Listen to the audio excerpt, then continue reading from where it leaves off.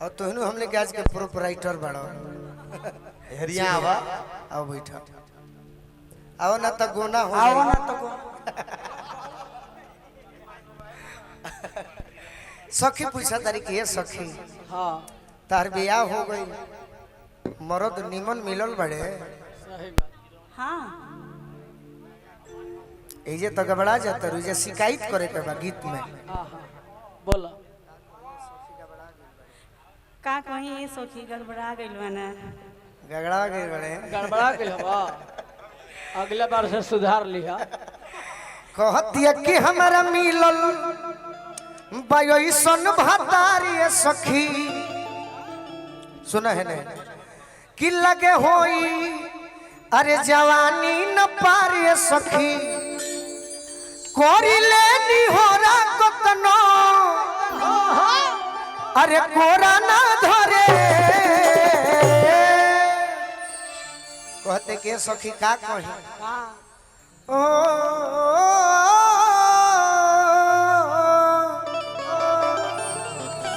कहते का कही कि भइल बट गवना जवना अरे काम खाती हो असोइया उहे ना अरे भइल बट गवना जवना काम खाती हो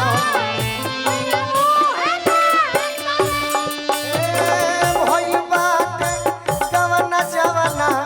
काम खाती हो सोइया उहे ना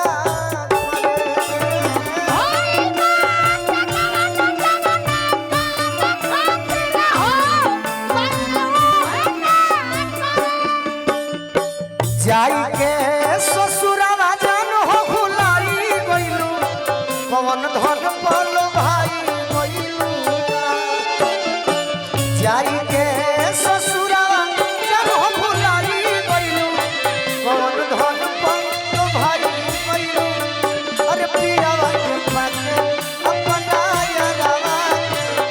जिया के बुआई गइलू पियावा के पाके अपना यारावा जिया के बुआई गइलू होई बात गवना जवना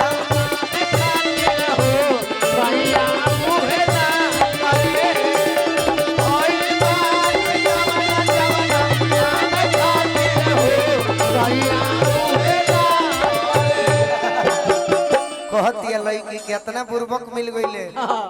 हम तो सोचनी कि दिएवा बुता के रोराई ना हाँ जी बा कितना पूर्वक मिलल बड़े कि मारे न कबहू से जरिया पधाका आका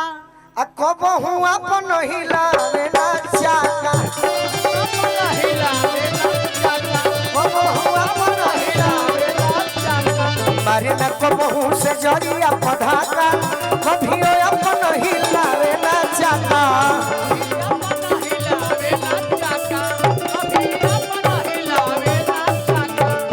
कितियावा के संगे संगे अरे जियावा जरे ए सखी का कही कि भइल बटे अरे गवना जवना सही में अरे काम खाती हो गुरबा के बाड़ा का असैया उहे ना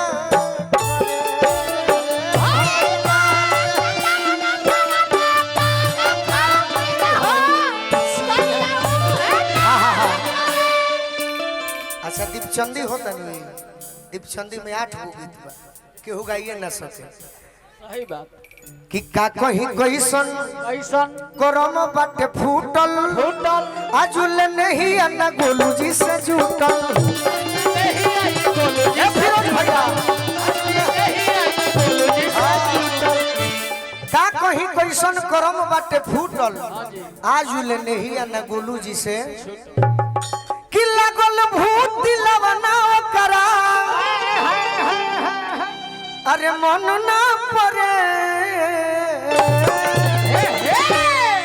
कहतिया कि भइल बटे गावना जवना काम खाती हो सैया उहे ना तू आगे बढ़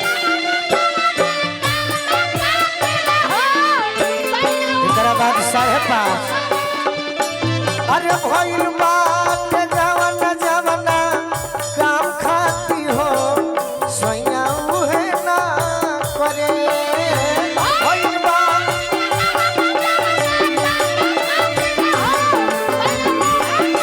अरे भइल बात जवाना जवाना काम खाती हो सोया उहे ना करे भइल बात जवाना जवाना काम खाती हो। चलिए हम 5:30 में चलो जाओ 2 मिनट हाँ जी मुकेश